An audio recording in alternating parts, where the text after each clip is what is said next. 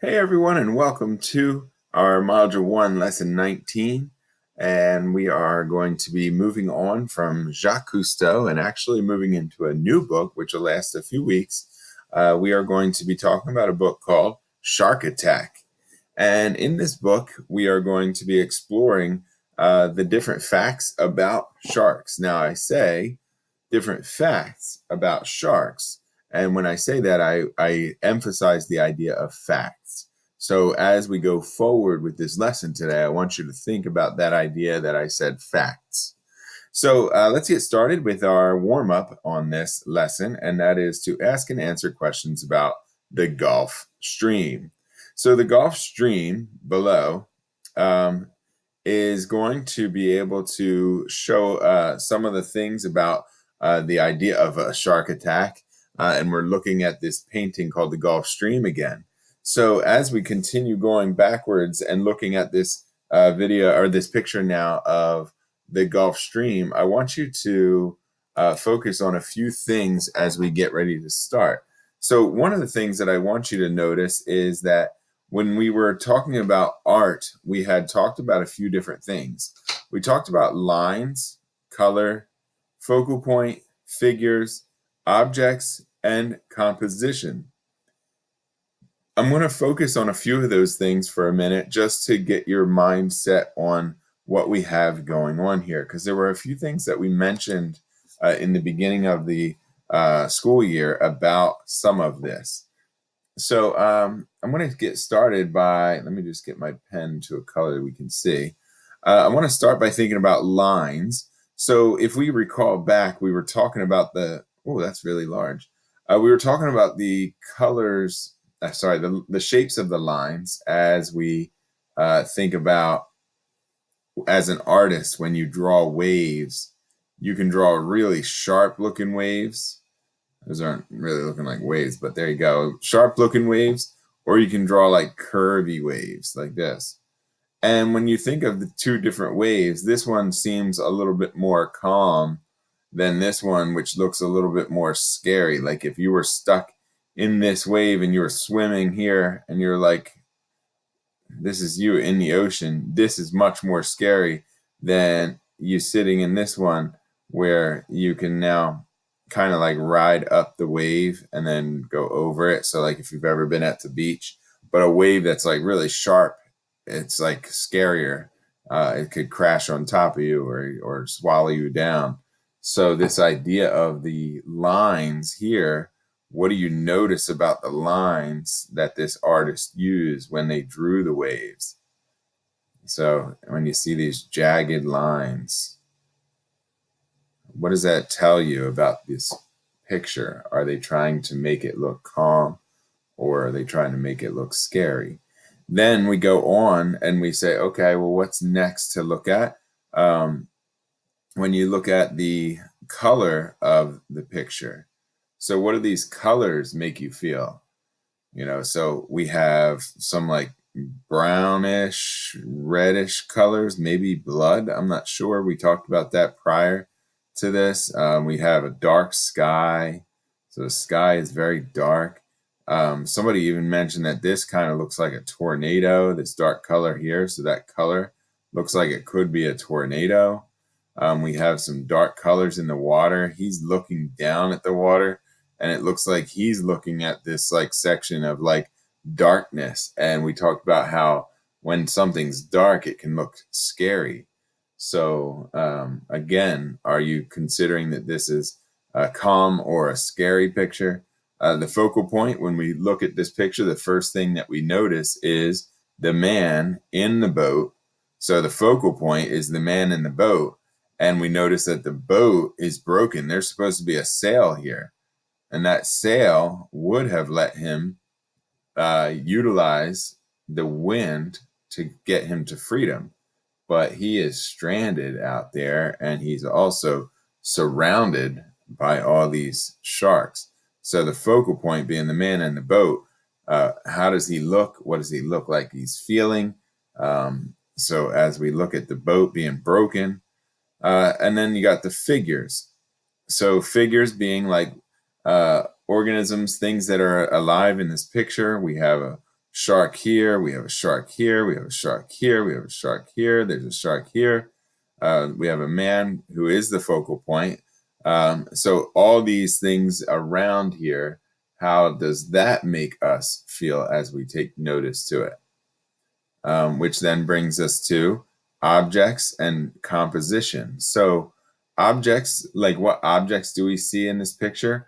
Well, we see the boat, and the boat has some items. It has a space for him to go underneath. It has a sail that is broken. It has a mast. That's where the sail would normally be tied to. That's broken. You wonder, if there was another person here at some point with him, or did he go on this boat alone in the beginning? I don't see any motor here. So when I think of a boat, I think, okay, a sail, a motor, two ways to transport yourself. It doesn't seem like he has either of them. There's ropes hanging down. So these are some objects that we see. Composition. Somebody had noticed this the last time that we looked at this picture. There's a sailboat or a ship in the background. It does not look like it's on their way to save him. It doesn't even look like he's on his way to to go towards them. He's not even looking their way. So, it tells us that there's a composition, being that, like, in the foreground, the most important things are in the front. And we can see that we have in the background, it's showing us distance because of how small that ship looks. But we know that ship is way bigger than his little boat, based on that has 1, 2, 3, 4 sails. His only had one small sail. So we know that's a really large boat, but because of where it's located, it makes it very small. So coming down out of that discussion, you are now writing a sentence or two using one of these words to describe the painting. What do you notice about the painting using one of these words? Line, color, focal point, figure, object, or composition. If you make one with more than one of those words, that's fine as well, but a requirement of using at least one of those words. Come on down to the notice and wonder of the front and back of Shark Attack. So Shark Attack is our new book, and our new book being Shark Attack, we're going to look at the front and back cover only. As we look at the front and back, we're going to notice and wonder. So I want you to see things and take notice to them. Talk about the colors, talk about what you see, talk about the lines. And then on the wonder, talk about some of the things that you think about, some of the things you wonder about. What do you think is going to be in the book? So make sure you label that one kind of as a question. What do you wonder? So you're looking at the cover and the back. I'm going to look at this too with you. So first of all, we see that it's called Shark Attack, and it's by Kathy East Dubowski. And then on the back, it says, Savage Killers or Endangered Victims. Discover the truth about the most feared creatures in the sea. And they have a picture here of the jaw bones of a shark. So when you see all that, I want you to go down to the notice and wonder, and you're going to list 2 notices and 2 wonders from the covers of the book. So take your moment to pause this video and write down 2 things that you notice from the front and back, and 2 things that you wonder from the front and back.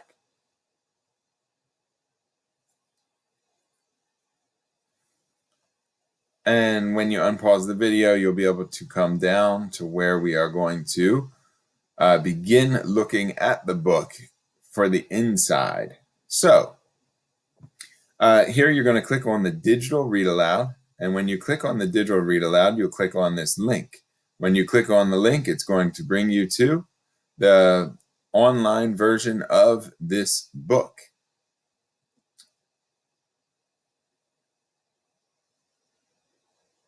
I'm sure it's coming. You guys would tell me it's because I have too many tabs open. You'd probably be right. All right, so the cool thing about this website is that they did break it up into pages, We are only reading the first two parts this time today, but I do want you to take notice to a few things. You can go full screen in this to see the pictures better, or you can even just click big pages. So if you scroll down, you'll see that the front cover is here, and I just clicked on big pages, so it's giant, or you can go to small pages. When you're reading the actual book, it wouldn't hurt to go full big pages, so you can see the words. Wow, that right back to the table of contents. So as you can see, like they're zoomed in all the way, so you can see everything from that page, and you can kind of scroll along as it reads, so you can keep up with the book. So Shark attack. you can read the book just like pushing those play buttons. Don't forget, you can always go back to the contents, which are over here on the side. Right now, we are looking at the first one, and then we're going to go to the second one, and that will be the only things that we're reading as of now. So let's get into it. Preview the text, pictures, headings, and other features. You can use the digital read aloud, which is right there on that tab we just talked about. Answer the question below. Do not read the book yet. So first things first, when we look at this book, do you think it's fiction or nonfiction? Fiction being imaginary, nonfiction being informational, or a book having to do with facts and real things. So what do you think it is? Do you think it's fiction or nonfiction?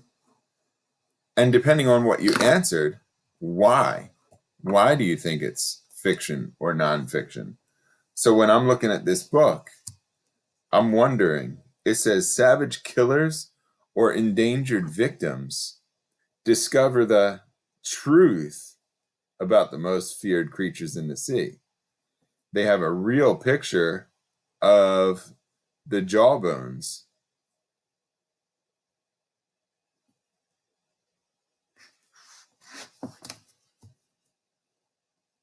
They have a real picture of a shark on the cover. Do you think it's fiction or nonfiction? Write your sentence here. So as you write, make sure you write why you think that. So as you write, you should be saying it's either fiction or nonfiction because, and then give one or two reasons why you think it is fiction or nonfiction. And then once you are finished with that, if you are still typing and I'm going on and on, you could pause me and then start me up once you catch up. So now it says, read and annotate shark attack. Read and annotate shark attack. Pages 4 to 15. So we're going to listen to pages 4 to 15. While you're listening, feel free to read along in your book, which is on that page. You can look at each page and follow along with your cursor. This chapter is called Shark Attack. Annotate, take notes. So we're going to take notes here in the chart below. So use your digital read aloud to answer these questions. So as you're listening, I want you to think about words that are new, words that are challenging, something that is surprising to you, something you hear that might be surprising, something that you notice. This could be an observation, which would be using your senses. In this case, you're listening to a book, so something you hear or something you see in the pages. And then something you're wondering. So as we read and they say something that maybe you're like, but what about, that would be a time to put it here, something you wonder. So words you don't know, something surprising, something you notice, and something you're wondering. So what's going to happen here is I'm going into the video. I'm going to be reading to you, just like I would be in class. You do have the digital read aloud if you'd like to listen to it that way as well. But I will be reading this story as of now. So I'm going to get started with that, and you can listen to the book. And as you listen to the book, stay on this page so that you can get everything you need from my reading to type into here. So try to fill at least 2 things in each box. If you can do 3, that would be wonderful. So I'm going to stretch out myself so that you can see the picture of the book. No. You're not going to see this page. You're going to see me in the corner, but you're going to see the book here. All right, great. So I'm going to read the book here, and we're going to read chapter 1, Shark Attack. And while I'm reading, you're going to be filling out the boxes on that page. So at least 2 things in each box. If you can do 3, go for it. Shark Attack by Kathy Dabowski. Let me just get these lights a little bit better dealt with. I don't want the glare on your page. So let me just see if I can adjust these lights a little bit.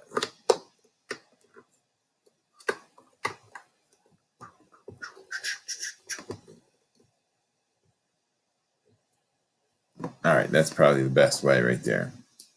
All right, so let's get started.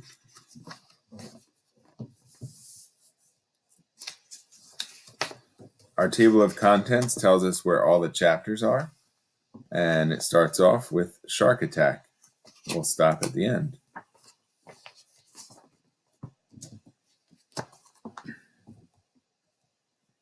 Shark Attack.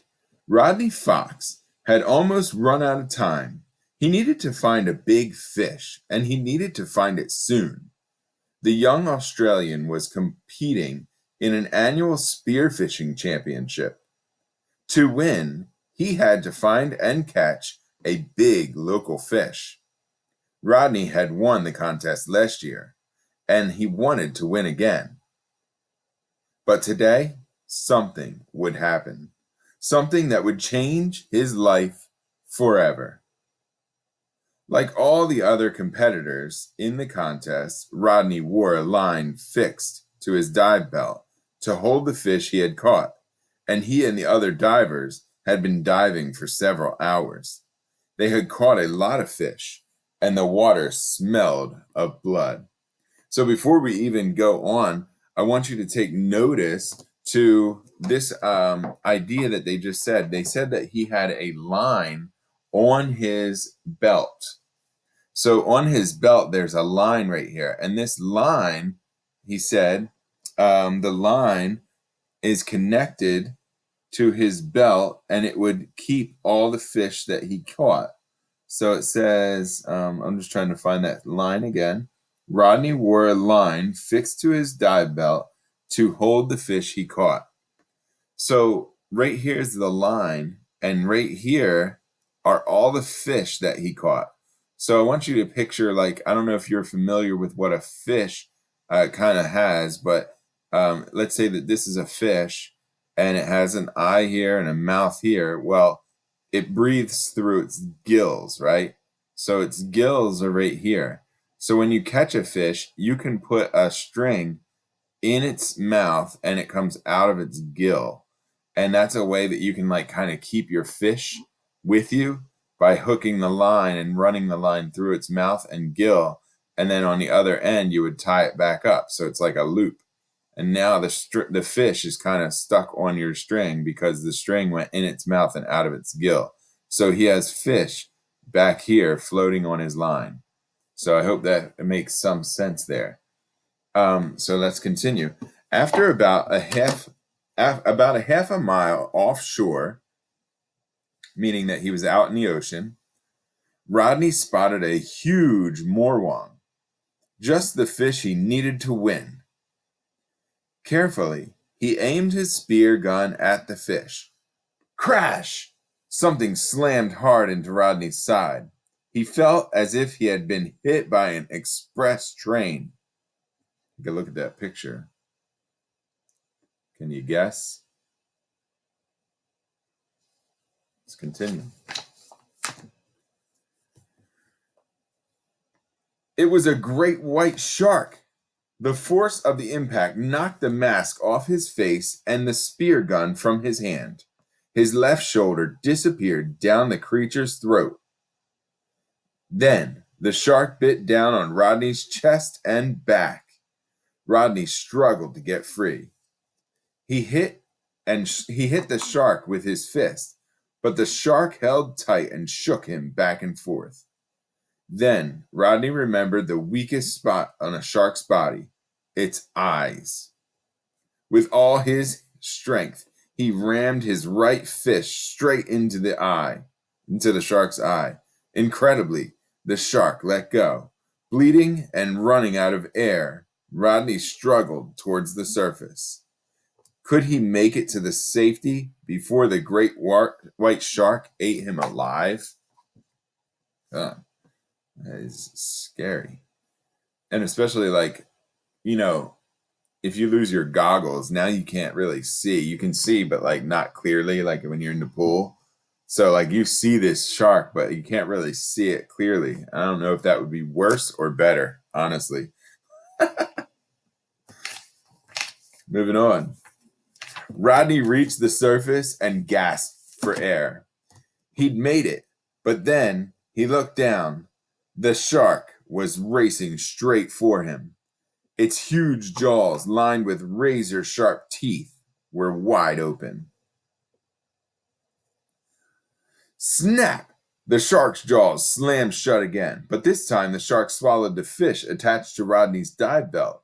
Suddenly, Rodney felt himself being pulled through the water. He was still attached to the line. The shark began to drag him down into the deep water. He struggled to undo his dive belt, but the buckle had slipped around his back. He couldn't reach it. Time was running out. If the shark didn't eat him, Rodney would drown. Yikes. He's getting dragged to the lower parts of the ocean. And he's already been bitten.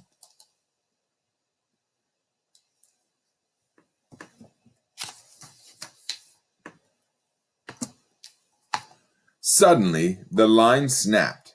Rodney was free. He struggled to the surface and shouted for help. Luckily, friends in a nearby boat had seen the blood and quickly pulled him out of the water. Rodney was seriously hurt. His rib cage, lungs, and the upper part of his stomach lay open from the huge gash where the shark had sunk its teeth in. The bite had crushed his ribs and punctured one of his lungs. Rodney was rushed to the hospital. 4 hours of surgery and 462 stitches saved his life. But he would wear the ugly scar of the shark's bite forever. The attack on Rodney was big news. The public, frightened of more attacks, demanded action to clear the local beaches of sharks. But Rodney thought differently. On this picture, there's information. It says Rodney Fox is one of the few people who have survived the bite of a great white shark.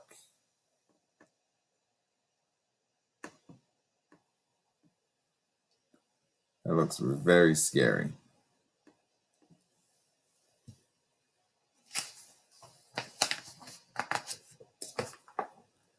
Rodney didn't want to go out and kill sharks.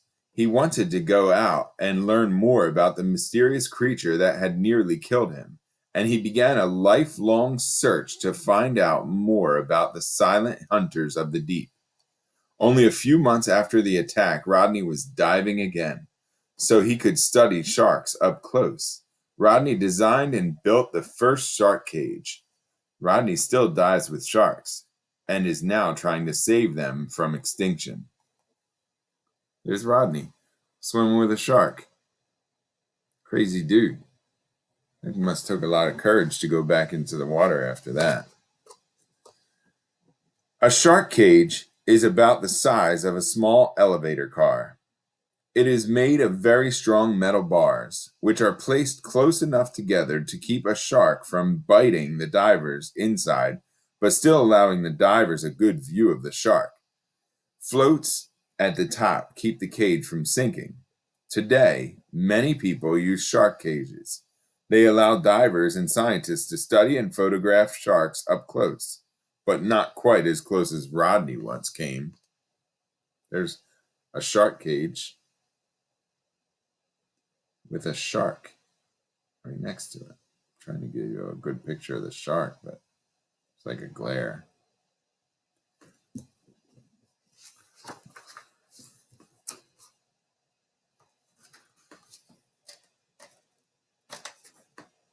And that's it for today. So tomorrow we'll continue. Well, not tomorrow, because we're going to do some more review of pages 4 through 14, 4 through 13. But let's take a look. It says, experience the adventure of a lifetime. Great white shark adventure. You'll be guided by dive instructors and shark research experts to see great white shark in its natural habitat. Inside the diving cage, you will be safe and secure and still feel the thrill of experiencing what it is like to swim with sharks. You can move around comfortably with an all-around view. Diving safely to see the sharks prevents shark fishing in the area. By supporting us, you are helping us protect sharks and their habitat. Rule: you must be age 18 or older to dive with the sharks. So we could see this pamphlet. This is like a brochure if you were going on vacation and you were like, oh, looks like a really good day for swimming with a great white shark. Said nobody ever. Well, actually, I'm sure people have said it. I don't know if you ever watched Shark Week, but I saw quite a few characters swimming with sharks during Shark Week, and it's pretty intense. So we will continue with this reading tomorrow, but what I want to make sure you've done is you've taken the time while we were going through that book and you were writing some things that you noticed, you wondered, some words that you didn't know, and something surprising. If you're missing one of those, please go to your digital read aloud and look at the pages and see if there's anything from these pages that is a word that maybe you don't know that well. And in that, you'll be able to experience writing down one of those words in this box. Next, something surprising. It could be anything from that chapter. There's quite a few surprises that happen. And then something you notice and something you wonder, at least 2 for each box, maybe even 3. So thank you so much for coming through this today. If you are finished with this, you are finished with me, and you are finished for today in reading. Great job, and keep up the great work. Palm